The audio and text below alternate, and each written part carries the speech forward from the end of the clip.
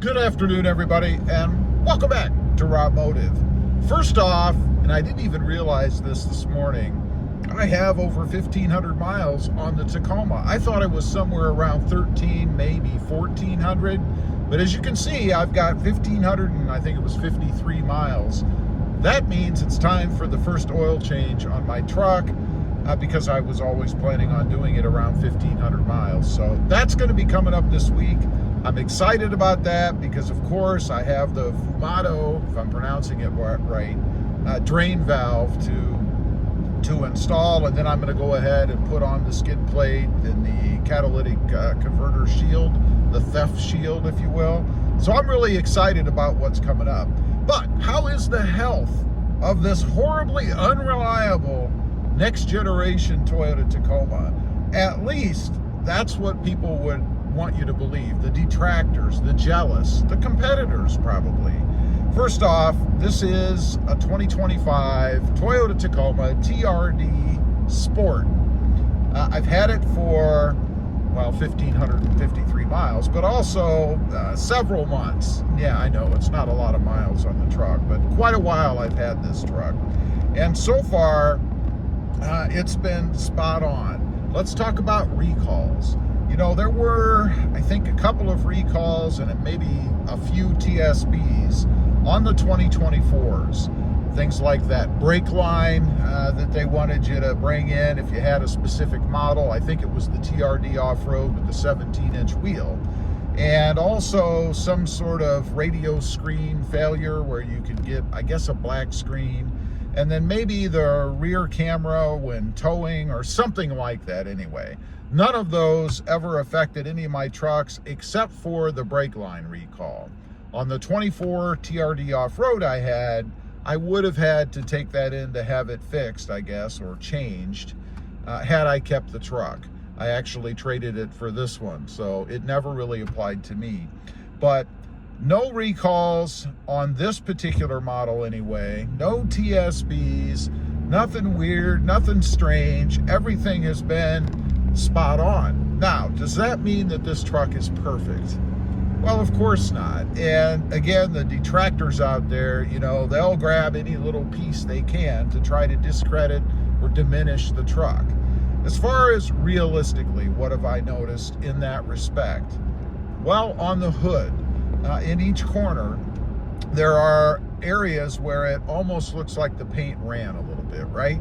I do have that. It's not a huge issue or anything. In my opinion, it's probably something to do with a manufacturing process that needs to be corrected. The interior, as far as the plastics, you hear a lot of people complain about how the plastics scratch, particularly over here in the pillar areas where the seat belt hits that plastic. Now, it is plastic. The seat belt end or clasp is metal, right? So depending upon how you treat your truck, obviously, if you're slamming that seatbelt clasp into that area every time you take off your seatbelt, you're going to cause nicks and pits and scratches. Now, does that mean it should be that way? Well, of course not. I mean, Toyota obviously is aware that people are going to take their seatbelts off and on, and it's going to hit that area. I mean, not everybody approaches it, you know, gently so that you don't touch anything.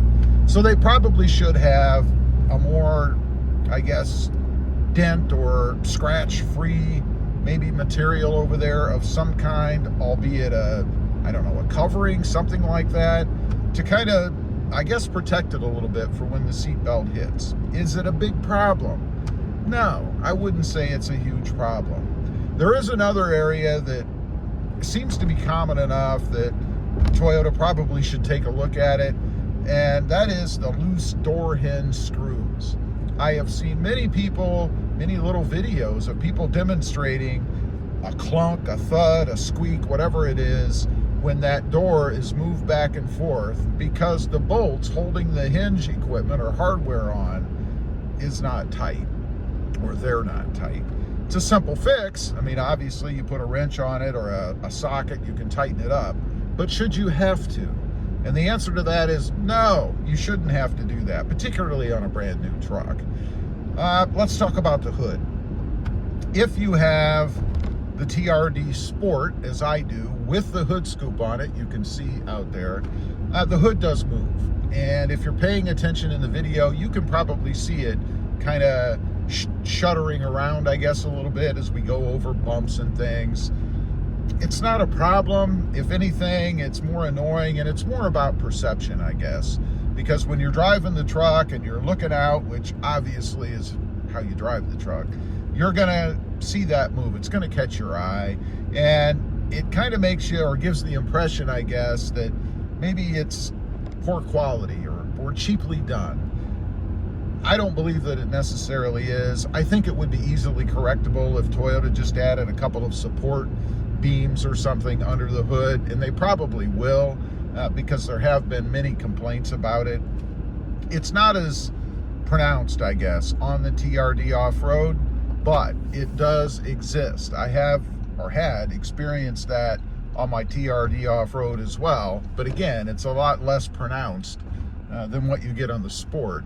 And I think that's because of the kind of the cutout area, if you will, for the hood scoop. It kind of weakens that area a little bit, I suppose. It could be stronger if it actually was solid like the TRD off-road is, and that's why I think the TRD off-road is a little bit sturdier looking, I guess, when you take a look at that. Lastly, and this is something I've done myself, but it's common enough that I think it's worth mentioning, and that is the ride quality with 10-ply tires. I have the BF Goodrich KO3s on this truck. They're E-rated, and they are 10-ply tires, and they give you a heck of a lot stiffer ride, I guess. That's my fault, though. It's not the truck's fault. But the reason I bring it up is because a lot of people add a beefier tire for a more muscular look, or for better capability off-road, or maybe in winter climates where you have snow and ice and all that stuff. So it's very common, and you're definitely going to notice it. I notice it driving around right now. I feel every little nook and cranny and bump in the road. One way that you can kind of diminish that a little bit, I think, is to keep your pressures down. You know, if you run them somewhere between probably 34, no more than 35 PSI, I think you're going to notice maybe a cushier ride. They're going to absorb those bumps a little bit better because they're not so inflated, if you will. At least that's been my experience, what I've tried with the truck to kind of make the ride a little bit better. On that note, I will be replacing them over on the group. If you're not familiar with it, it's 4th generation Toyota Tacoma owners group. I will be going to a different tire, something that's not a 10-ply, that's going to give me I guess, a softer ride on the road. Anyway, that's the health update, I guess, on the 2025 Toyota Tacoma. It's been awesome, excellent, no problems with it. None of the stuff that you hear the detractors talk about. And I always find it funny when people say that it's a poor quality truck, it's not reliable. I don't know what they're talking about. Maybe the Fords or Nissans that they're sitting in. I'm not sure. Anyway, leave a comment. If you've had a Tacoma for a while, how has it been for you? Any quality or reliability, realistic issues? I'd be curious to know. Also, don't forget, smash that subscribe button, and thanks for watching. Bye.